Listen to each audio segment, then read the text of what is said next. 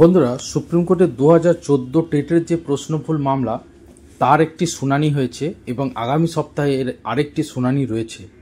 এই খবরটা অত্যন্ত গুরুত্বপূর্ণ। 2014 যারা টেটে পাস করে অনেকে চাকরি পেয়ে গিয়েছেন এবং পরবর্তীকালে প্রশ্ন ভুল হয়েছিল 6টা, সেই 6 নম্বর প্রশ্ন ভুল নিয়ে চ্যালেঞ্জ হয়েছে। এই নিয়ে একটি বিস্তারিত খবর এবং খবরটা খুবই ইন্টারেস্টিং। আমি আপনাদের অনুরোধ করব অবশ্যই আপনারা পুরো খবরটা দেখুন। সুপ্রিম কোর্টের টেট 2014 প্রশ্নভুল মামলার শুনানিতে বড় আপডেট, মাথায় হাত চাকরি প্রার্থীদের। কি জানা যাচ্ছে? পশ্চিমবঙ্গ প্রাথমিক শিক্ষা পর্ষদ এবং টেট 2014 প্রশ্নভুল মামলা বা ম্যাট 1594 নিয়ে সুপ্রিম কোর্টে আজ এক অত্যন্ত গুরুত্বপূর্ণ শুনানি হলো। সেখানে দীর্ঘ প্রতীক্ষার পর আজ ভারতের সর্বোচ্চ ন্যায়ালয়ের 6 নম্বর কোর্টে 38 নম্বর সিরিয়ালে এই মামলাটি ওঠে। আজকের শুনানিতে আদালতের নির্দেশ এবং তার ফলাফলের উপর কিন্তু অনেক কিছু নির্ভর করছে। আজকের শুনানির বিস্তারিত বিবরণ, আইনজীবীদের সওয়াল জবাব এবং আদালতের চূড়ান্ত সিদ্ধান্ত নিচে আলোচনা করা হলো। আপনারা অবশ্যই পুরো ভিডিওটা দেখুন, আমি পরপর আপনাদের তথ্য জানাবো। তো এখন চলুন কি হলো সেটা দেখা যাক। মামলার প্রেক্ষাপট এবং বিষয়বস্তু। টেট 2014 প্রশ্নভুল মামলাটি মূলত দীপ্তেন্দু কুণ্ডু বনাম পশ্চিমবঙ্গ প্রাথমিক শিক্ষা পর্ষদের মধ্যে। এই মামলার গতি প্রকৃতি বেশ জটিল এবং যেখানে একাধিক পক্ষ জড়িয়ে রয়েছে। যারা চাকরি করছেন তারাও জড়িয়ে রয়েছে, যারা চাকরি প্রার্থী তারাও জড়িয়ে রয়েছে। এই মামলাটির উপর কিন্তু অনেক কিছু নির্ভর করছে। 2014 অরিজিনাল ওএমআর কেস মামলা, যেখানে কিন্তু যদি হাইকোর্ট নতুন করে নিয়োগ করতে বলে তাহলে কিন্তু যারা চাকরি করছেন তাদেরও চাকরি চলে যাওয়ার একটা সম্ভাবনা কিন্তু থাকছে।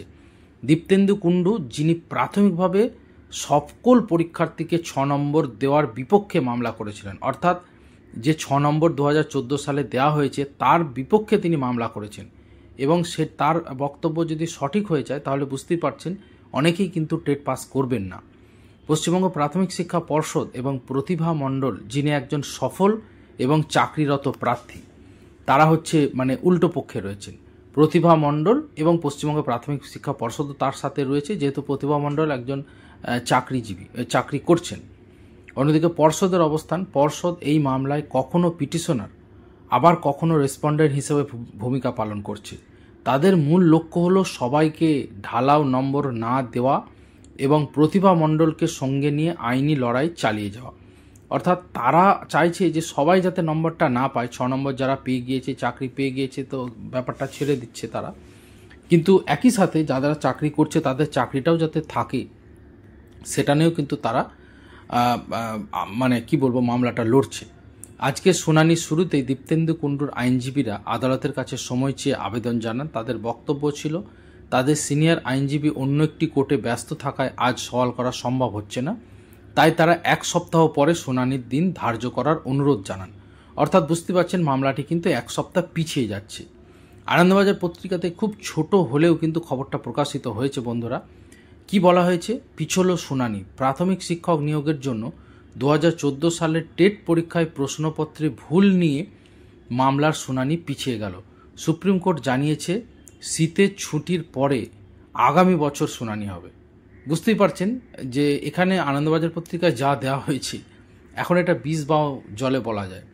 তার কারণ মামলাটাকে খুব একটা গুরুত্বপূর্ণ মামলা বলে সুপ্রিম কোর্ট মনে করছে না। আমরা জানি যেগুলো গুরুত্বপূর্ণ মামলা, যেটাকে বলা যায় যে মামলাটা অত্যন্ত ইম্পর্টেন্ট, এইরকম যদি দেখাতে পারে আইনজীবীরা তাহলে একমাত্র সেই মামলাগুলোর কিন্তু আমরা জানি শুনানি হয়, নাহলে কিন্তু শুনানি দেরি হয়।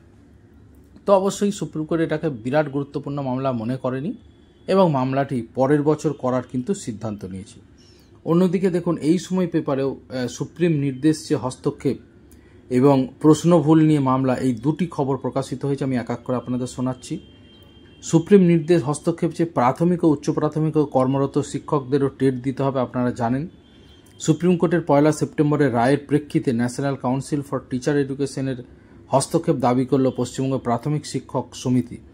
সংগঠনের সভাপতি গৌতম দে এবং সাধারণ সম্পাদক শামসুল আলম এনসিটি চেয়ারপারসন অধ্যাপক পঙ্কজ অরোরার কাছে সোমবার স্মারকলিপি দিয়েছেন। সমিতির তরফে উদ্বেগ প্রকাশ করে জানানো হয়েছে, শীর্ষ আদালত কর্মরত প্রাথমিক ও উচ্চ প্রাথমিক শিক্ষকদের টেট পাস সংক্রান্ত যে রায় 2010-এর আগস্টের আগে নিযুক্ত শিক্ষকদের ক্ষেত্রে কার্যকর করার কথা জানিয়েছে। ফলে তারা প্রচুর মানসিক টেনশনে রয়েছেন। বন্ধুরা বুঝতে পারছেন, এখন সুপ্রিম কোর্টের নির্দেশ আছে যে যারা চাকরি করছে বহুদিন ধরে তাদেরকেও টেট পাস করে থাকতে হবে। যদি তারা টেট না পাস করে চাকরি করে, আপনারা জানেন এই সংক্রান্ত আমার ভিডিও দেওয়াও আছে, তো স্বাভাবিকভাবেই তারা কিন্তু সরকারি বিভিন্ন সংস্থার দৌড়ে দৌড়ে ঘুরছেন, কেন্দ্রীয় সরকারকেও তারা সওয়াল করেছেন। অন্যদিকে প্রশ্ন ভুল নিয়ে কী বলা হয়েছে, 10 সপ্তাহের জন্য পিছিয়ে গেল সুপ্রিম কোর্টে প্রাথমিক শিক্ষক নিয়োগে প্রশ্নভুল সংক্রান্ত মামলার শুনানি। আজ বুধবার বিচারপতি সঞ্জয় কুমারের নেতৃত্বাধীন বেঞ্চে এসএসসি নিয়োগ মামলার শুনানি। মঙ্গলবার বিচারপতি পি নরসিংহ ও বিচারপতি অতুল চন্দ্রকরের বেঞ্চে 2014 প্রাথমিক শিক্ষক নিয়োগে টেটের প্রশ্নভুল মামলার শুনানি। এদিন আদালতে আইনজীবীদের একাংশ আর্জি জানান 9 ডিসেম্বর নতুন নিয়োগ প্রক্রিয়ার আগে যেন শুনানি হয়।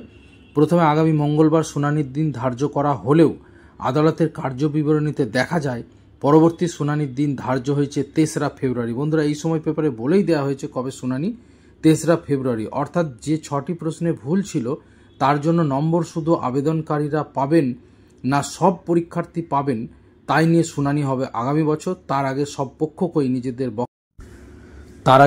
পক্ষকে নিজেদের বক্তব্য হলফনামা দিয়ে জানাতে হবে, এমনটাই কিন্তু নির্দেশ দিয়েছে সুপ্রিম কোর্ট। তো বন্ধুরা বুঝতেই পাচ্ছেন, এই কনক্লুশন হচ্ছে এটা যে 2014 টেট শিক্ষক নিয়োগে যে প্রশ্নভুল মামলা, সেই মামলার পরবর্তী শুনানি 3রা ফেব্রুয়ারি। অর্থাৎ যে 6টি প্রশ্নে ভুল ছিল তার জন্য নম্বর শুধু আবেদনকারীরা পাবেন নাকি সব পরীক্ষার্থী, তাই নিয়ে শুনানি হবে আগামী বছরের 3রা ফেব্রুয়ারি। তো বন্ধুরা অত্যন্ত গুরুত্বপূর্ণ ছিল এই মামলার খবরটা। আশা করি আপনারা উপকৃত হয়েছেন। ধন্যবাদ।